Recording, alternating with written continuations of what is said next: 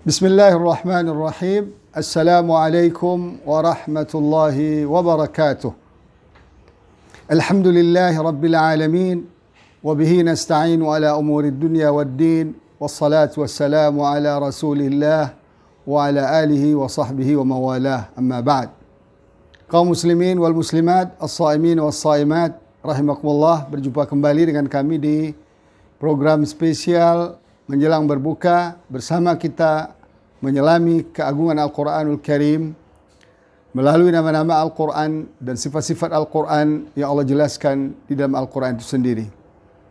Pada siang hari ini, sore hari ini, kita akan membahas 3 nama. Pertama, ahsanal hadith, yang kedua mutasyabih, dan yang ketiga mathani.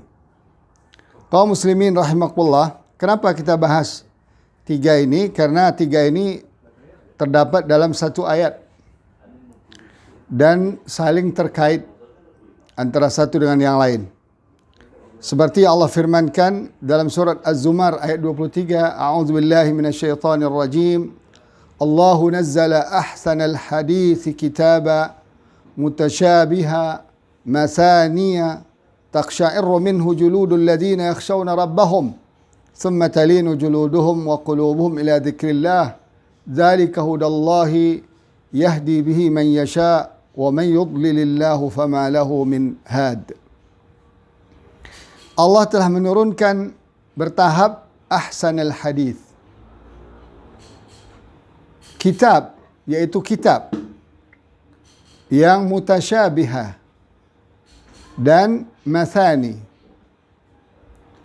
Bergetar darinya kulit orang-orang yang takut kepada Allah Subhanahu wa taala.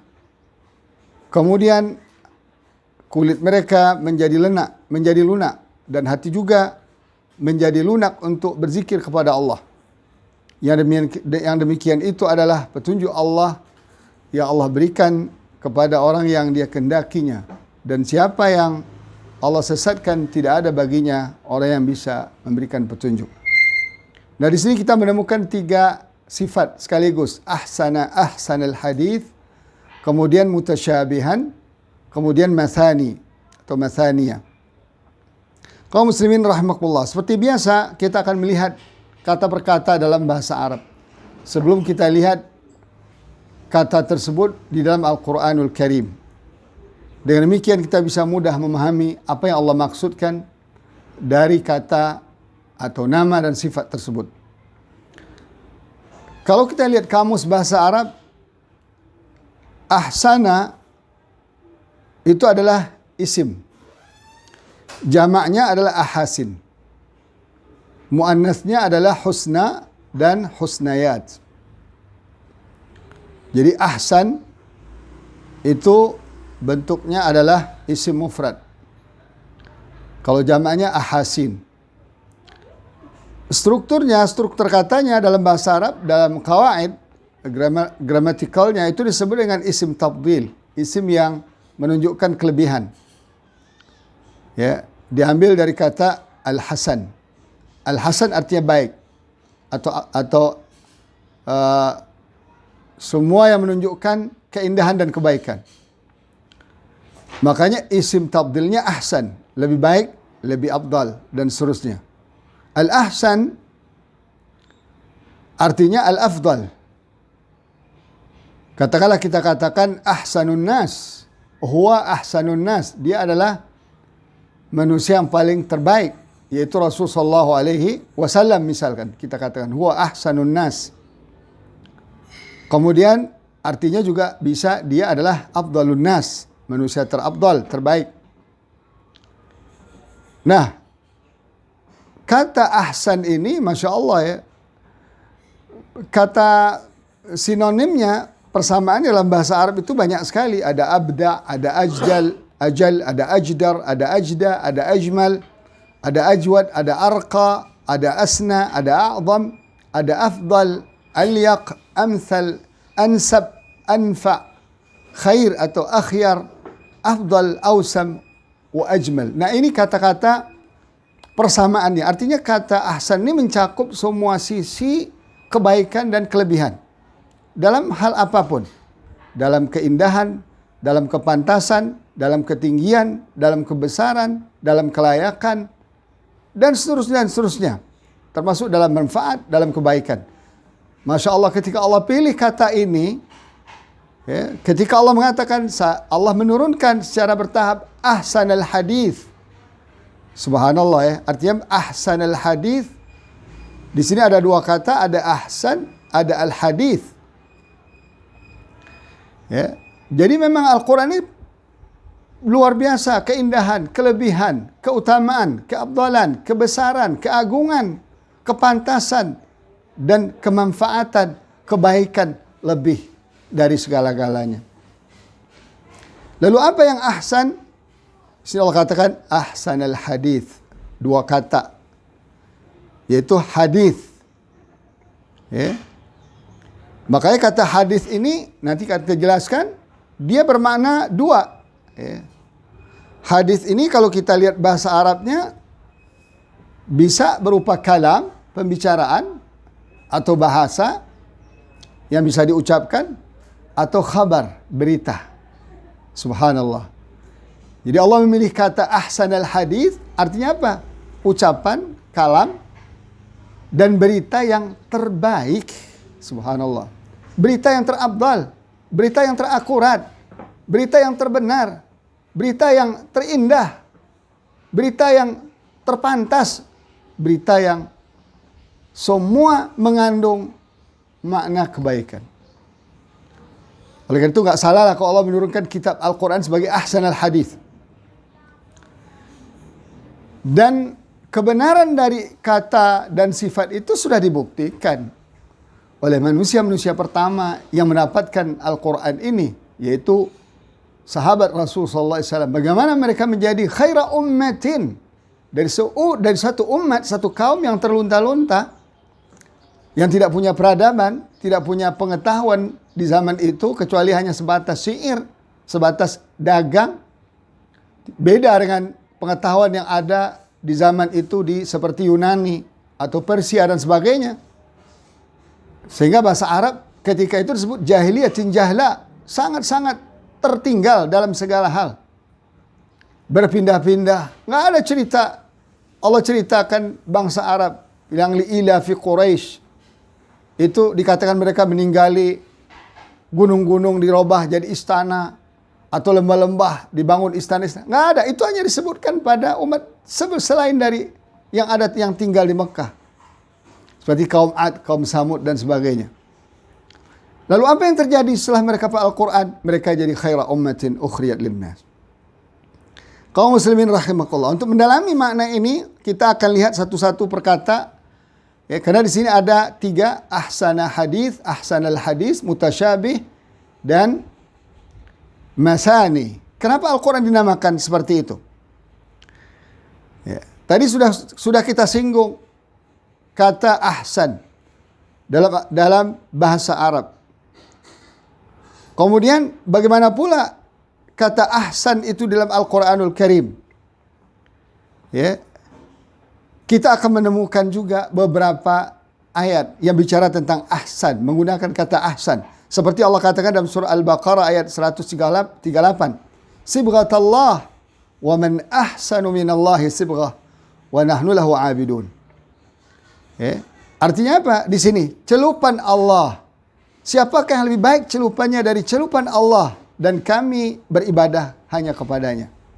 Celupan di sini artinya apa? Allah menggambarkan hidayah Islam ini, hidayah iman ini, hidayah Quran ini seperti celupan. Beda dengan cat. Kalau cat itu hanya bisa mewarnai luar saja.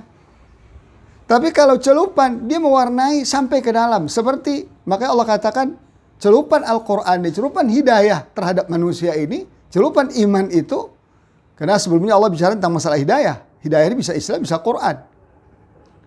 Celupan seperti orang mencelup kain putih dengan warna yang dia inginkan. Dia ingin warna merah, dia kasih warna merah. Dia celup, jadi. Ternyata warna itu masuk ke dalam pori-pori bahan yang dicelup itu. Sampai ke dalam-dalamnya. Dan tercerminkan, terekspresikan keluarnya. Subhanallah. Maka Allah pakai kata sibrah, celupan. Jadi celupan hidayah Allah melalui Al-Quran ini, melalui iman yang Allah berikan, yang Allah hadiahkan, ya, melalui Islam yang Allah turunkan, benar-benar bisa mencelup, ya, benar-benar bisa mensibrah manusia dari dalam sampai keluar. Maka Allah katakan, siapakah yang lebih baik celupannya selain dari Allah? Artinya apa? Semua pemikiran, semua ideologi, kadang-kadang hanya itu bersifat luar saja, seperti komunisme umpamanya. Tidak sampai 1 abad habis. Ya, kapitalisme sekarang udah gonjang-ganjing, udah mau jatuh, udah mau hancur.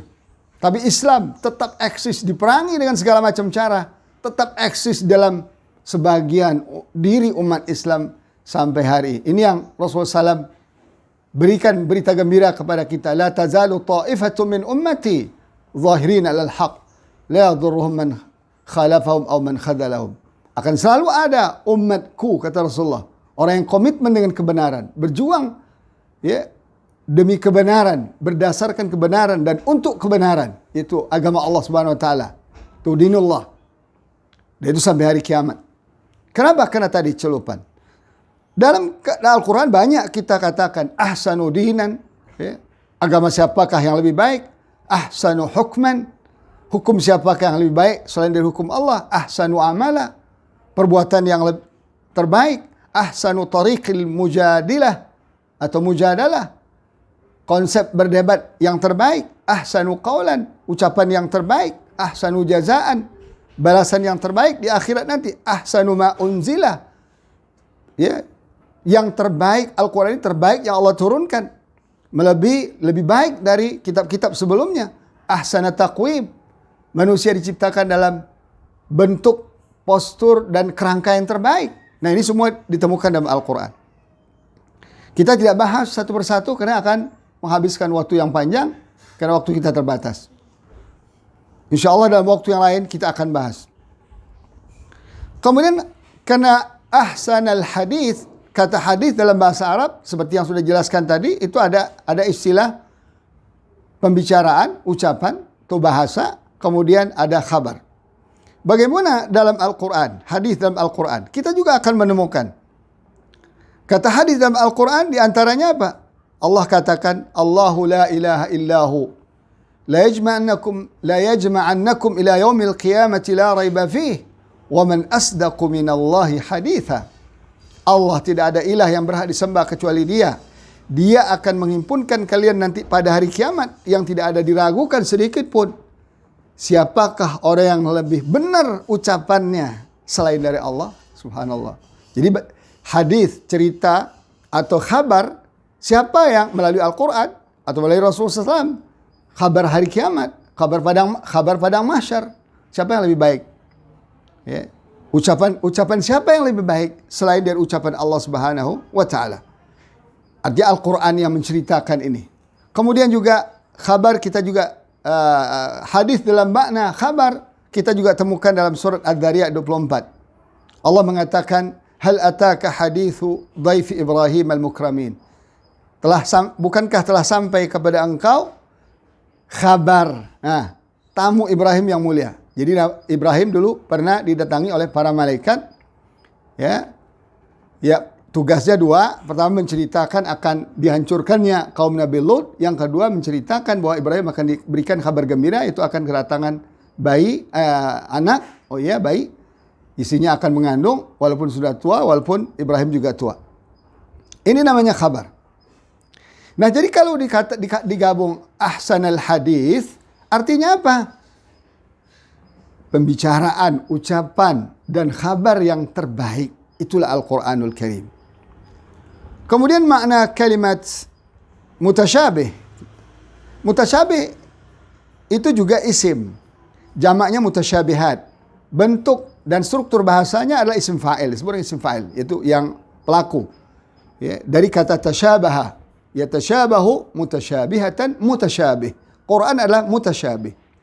Al-mutasyabihu fil lughah, ya, istilah mutasyabih dalam bahasa, al-mutamasil, itu yang mirip, yang menyerupai. Ya. Dikatakanlah umur mutasyabihah, perkara-perkara yang mirip, ay mutamathilah yushbihu ba'daha ba'dha, yang mirip menyerupai sebagian yang lain.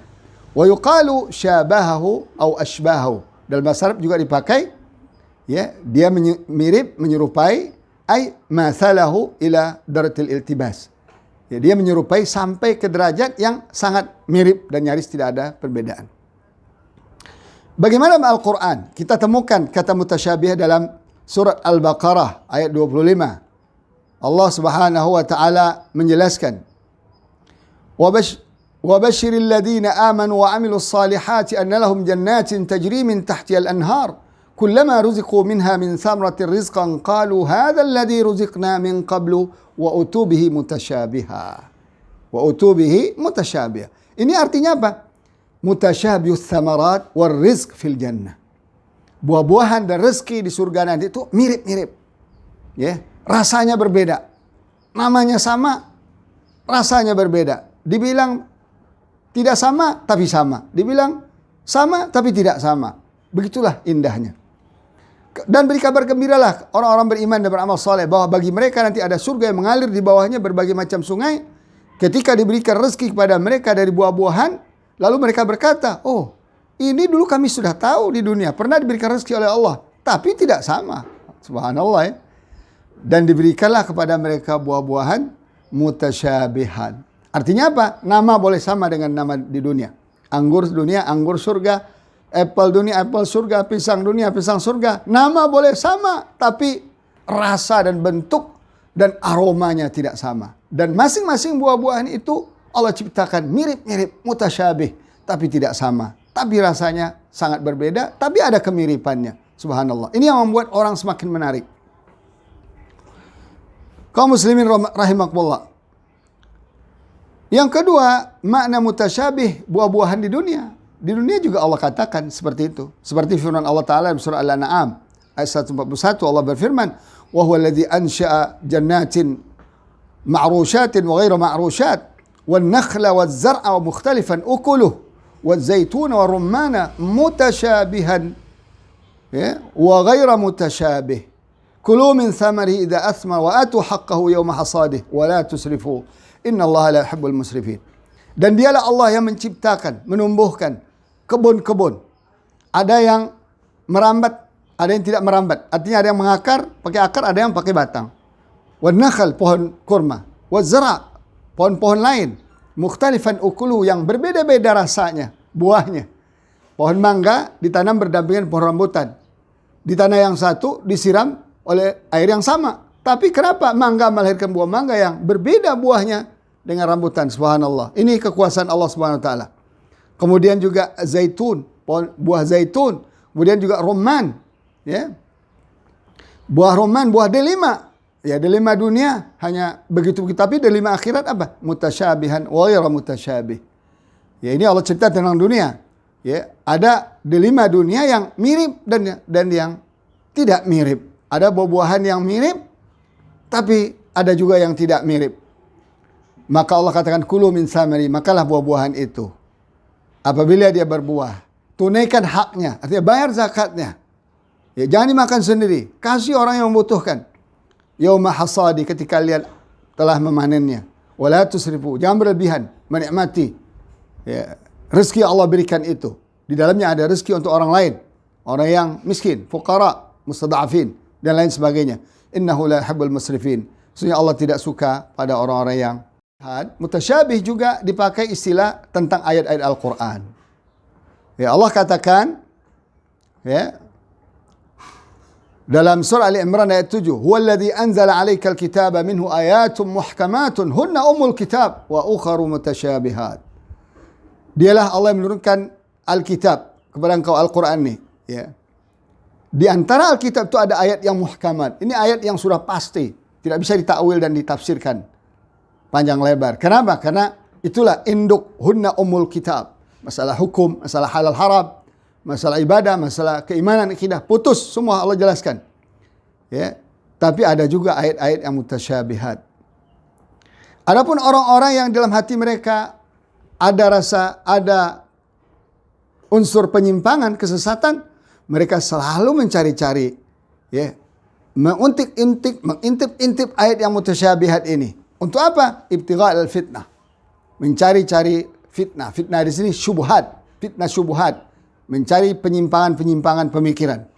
Wabtigha' ta'wilih. Mencari-cari mencoba tafsir dan takwilnya. Padahal wa ma ya'lamu ta'wilahu illallah. Tidak ada yang tahu takwilnya kecuali Allah. Warrasikhuna fil ilm. Adapun orang yang beriman mendalam ilmunya, mereka berkata, yaqulun amanna. Kami beriman. Kullun min amanna bih. Kami beriman dengannya. Kullun min indi rabbina. Baik ayat yang muhkamat maupun mutasyabihat. Semua dari Allah, dari Tuhan kami. Wa ma yadhakkaru illa ulul albab. Dan tidak ada yang bisa ambil pelajaran kecuali orang-orang yang berfikir. Kaum muslimin rahimakumullah. Wal mutasyabih fil istilah. Mutasyabih dalam istilah ayat-ayat Al-Quran ini, ma kanat dalalatuhu ghaira wadihah. Yang isyaratnya, yang objeknya belum jelas. Ini menurut satu pendapat dari ulama. Wa qala ba'dhum. Sebagian ulama juga berkata, al-mutasyabih ma la yastaqillu binafsi. Yaitu kata atau kalimat yang tidak sempurna dengan sendirinya, bal yahtaju ila bayan. Perlu penjelasan. Ini disebut juga dalam mutasyabih dalam Al-Quran. Fataratan yubayyinu bikadha. Kadang-kadang dijelaskan dengan ini. Wataratan bikadha. Kadang-kadang dengan itu. Untuk apa? Lihusulil ikhtilaf fi ta'wilihi. Wa yuqalu kadhalika mutasyabihan fil ayah mukhtalifan fil ma'na. Agar mendapatkan makna penafsiran yang benar dari ayat tersebut. Dan dikatakan juga mirip. Ayat itu artinya apa? Ayatnya mirip tapi maknanya berbeda. Tergantung dengan konteksnya. Kaum muslimin rahimakumullah. Yang ketiga adalah masani. Kata masani dalam bahasa Arab dia isim jamak dari musna atau musnat. Ai tukarrar, diulang-ulang. Jadi kalau masna dua, kalau musnat atau musna menjadi artinya diulang-ulang. Kalimat masani ini kita temukan dalam Al-Quran surat Az-Zumar. Seperti yang kita petik sebelumnya, yang kita bacakan sebelumnya, ayat 23 yang mencakup tiga kata ini, ahsanal hadith, mutasyabihan dan masani. Allah menjelaskan, Allahu nazzala ahsanal hadith. Allah lah yang menurunkan bertahap ahsanal hadith kitaban, yaitu kitab. Kitab disebut badal. Ganti dari kata ahsanal hadith. Dalam bahasa Arab sering dikatakan. Apa yang dimaksud ahsanal hadith? Kitab. Mutasyabihan, sifat ahsanal hadith yang sifat kitab berikutnya adalah mutasyabihan. Kemudian mathani. Subhanallah, indahnya Al-Quran, hebatnya Al-Quran. Allah gabung tiga sifat dalam satu ayat. Ahsanal hadith, mutasyabihan, mathani. Sehingga apa? Taksya'irru minhu juludul ladzina yakhshawna rabbahum. Dengan faktor ahsanal hadith, mutasyabihan, masani, kulit orang-orang beriman itu bisa menggigil, gemetaran, mendengarkan dan membaca ayat Al-Quran. Kenapa? Langsung lahir dalam diri mereka, yakhshawna rabbahum. Takut kepada Allah, malu kepada Allah. Kemudian bukan hanya kulit mereka yang menjadi layu atau menjadi bergetar, tapi hati juga bergetar untuk mengingat Allah Subhanahu wa taala. Kalau sudah demikian, itulah ciri-ciri orang dapat hidayah dari Allah. Dzalika hudallah yahdi bihi man yasha. Itulah hidayah Allah yang Allah berikan kepada orang yang Dia kehendaki. Artinya kaum muslimin rahimakumullah, kalau ada orang mukmin tidak tergetar hatinya, kalau ada orang mukmin tidak naik bulu kuduknya, tidak naik bulu romanya ketika dibacakan Al-Quran, ketika mendengarkan Al-Quran, ketika membaca Al-Quran, berarti dia belum connect dengan Al-Quran. Berarti dia belum mendapatkan hakikat hidayat Al-Quran. Oleh karena itu, bisa saja dia baca Quran, hafal Quran, paham Quran, tapi perilakunya berlawanan dengan Al-Quran. Na'udzubillahi min dzalik. Kaum muslimin rahimakumullah. Panjang pembahasan masalah masalah ahsan al-hadith, nama dan sifat ahsan al-hadith, mutasyabihan dan mathani. Saya kutip ucapan Syekh At-Tantawi dalam kitab tafsir Al-Wasit. Beliau mengatakan bahwa ahsan al-hadith itu Allah memuji, memuji kitabnya sendiri. dengan pujian yang layak baginya. Dan dia menjelaskan kondisi orang mukmin yang as-sadiqin. Orang mukmin yang jujur dan benar keimanannya ketika mendengarkan Al-Quran. Dan dia juga menghibur nabinya sallallahu alaihi wasallam. Lalu Allah katakan, Allahu nazzala ahsanal hadits kitabah. Hai Muhammad, jangan kau takut, jangan kau ragu. Quran ini ahsanal hadits. Turun Al-Quran dengan karunia dan rahmatnya kepada engkau, hai Muhammad, ahsanal hadits, sebagai kitaban mutasyabihat, yang mirip antara satu dengan yang lain. Dalam fasahahnya, dalam balaghahnya, dalam aturannya, dalam i'jaznya, kemujizatannya, dalam kebenaran makna dan hukumnya, dan kebenaran hidayahnya, dan petunjuknya, sampai bisa membuat manusia menjadi bahagia di dunia dan di akhirat. Subhanallah. Itulah Al-Quran. Dan tidak akan ada kecuali hanya dalam Al-Quran. Kemudian beliau juga mengatakan masani, jamak dari musna, yaitu dari at-tasniyah, ya, dengan makna at-tikrar, berulang-ulang dan diulang-ulang. Dinamakan juga surat Al-Fatihah dengan as-sab'al mathani, yaitu 7 ayat yang diulang-ulang. Li'anha tukarrar wa tu'ad ma'a kulli salah. Karena Al-Fatihah itu harus diulang dan dibaca terus ketika salat. Masani artinya tusna wa tukarrar fihi al-qasas wal mawa'idh. Artinya apa? Masani, diulang-ulang di dalam Al-Quran, cerita-cerita, pelajaran-pelajaran, contoh-contoh, hukum-hukum, janji-janji baik Allah dan janji-janji buruk Allah. Makanya kita banyak menemukan di dalam setiap surat berulang-ulang persoalan yang sama. Sebagaimana juga diulang-ulang dalam membacanya, dan tidak akan pernah, nah ini tanda kata kuncinya, tidak akan pernah bosan orang beriman dengan mengulang membacanya. Sebagaimana dikatakan Utsman, kalaulah hati kita bersih, kita tidak akan pernah bosan membaca dan mendengar Al-Quran berapapun banyaknya. Kaum muslimin rahimakumullah. Itulah Al-Quran, ahsanal hadithi kitaban, ya, yang mencakup as-suwar wal ayat. Ada surat, ada ayat, ada pelajaran-pelajaran yang sebagiannya mirip. Itulah salah satu bentuk kemujizatan Al-Quran. Seperti yang tadi dikatakan, tidak akan pernah membosankan. Ya. Sebab kalau kita baca buku dari A sampai Z, wah bosan. Padahal nggak tebel.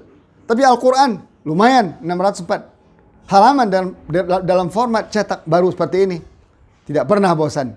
Menariknya, dengan suara seperti apa saja yang dimiliki orang, dengan kemampuan seperti apa saja, ya, dalam membaca Al-Quran, dalam pengertian selama makharijul hurufnya, hak-hak hurufnya diberikan, kaedah tajwidnya dilaksanakan, kita tidak akan pernah bosan siapapun yang membacakan Al-Quran kepada kita. Ini salah satu muji Al-Quran yang menjadi menarik. Kaum muslimin rahimakumullah, sebagaimana biasa pada penutup kajian kita sore ini, dan setiap sore, termasuk sore ini, kita akan mengutip ucapan salah seorang ahli, orang yang berilmu tentang Al-Quran. Hari ini kita akan kutip H. Leder. Beliau dikatakan orang bijak dari Inggris, ahli hikmah, filsuf. Beliau katakan anak-anak Islam memulai pendidikan mereka dengan Al-Quran. Coba lihat, dia mengamati orang dahulu berarti ini. Kalau sekarang kan udah terbalik sistem pendidikan. Bukan dari Quran dulu, seharusnya dari Quran dulu. Kenapa kata beliau? Karena Al-Quran merupakan sumber dari segala kebaikan dunia akhirat. Quran itu sumber dari segala kebaikan dunia akhirat. Tetapi selain semua sekolah agama disebut dengan maktab atau kutab, ya, tersebut ada pula sekolah. Beliau kata sekolah teologi, sekolah keimanan yang disebut madrasah. Ini zaman dahulu ya. Di mana sekali lagi dengan inspirasi dari Al-Quran. Madrasah ini juga berinspirasi dari Al-Quran sebagai materi utamanya. Disitulah lahir falsafah dan kebijaksanaan. Subhanallah ya. Itu beliau melihat sendiri. Bagaimana sistem pendidikan dulu luar biasa. Itulah alasannya mengapa sudut-sudut Afrika yang disebut tempat tergelap di masa itu jauh lebih maju dalam pembangunan nyata, termasuk dalam persoalan perkembangan material dan pembangunan nyata daripada negara Eropa di zaman yang sama. Ini beliau bercerita abad pertengahan. Bagaimana Afrika udah masuk Islam jauh-jauh, maju sekali, dan di sana banyak cerita yang tidak dibongkar. Kehebatan Islam di Afrika itu. Ya, Afrika itu baru hancur sama juga dengan Arab ketika mereka meninggalkan Islam. Coba Eropa sebelum masuk Islam, ketinggalan luar biasa. Setelah Islam masuk di Spanyol, bangkit luar biasa. Kemudian mereka hancurkan Islam, mundur lagi luar biasa. Walaupun tidak mundur semua sisi kehidupan, karena mereka bisa mempertahankan sisi aspek material yang diambil dari kaum muslimin, yang ditinggalkan aspek keimanan dan spiritual, maka yang hancur adalah keimanan dan spiritual dan moral mereka, sosial mereka. Tapi material mereka masih bisa bertahan. Nah, lalu orang kita terperangah dan terbongong-bongong, tidak tahu sejarah, dikira Eropa itu bangkit dengan sendirinya. Tidak. Eropa itu kalau tidak ada ilmu-ilmu diambil dari Islam, tidak ada berinteraksi dengan peradaban Islam, tidak pernah Islam berkuasa di sana, berkembang sana selama hampir 5 abad, tidak akan pernah mereka tahu apa yang mereka rasakan dari kemajuan teknologi dan ilmu pengetahuan modern hari ini. Demikian jemaah sekalian rahimakumullah. Subhanakallah bihamdik asyhadu an la ilaha illa ant astaghfiruka wa atubu ilaik. Wassalamualaikum warahmatullahi taala wabarakatuh.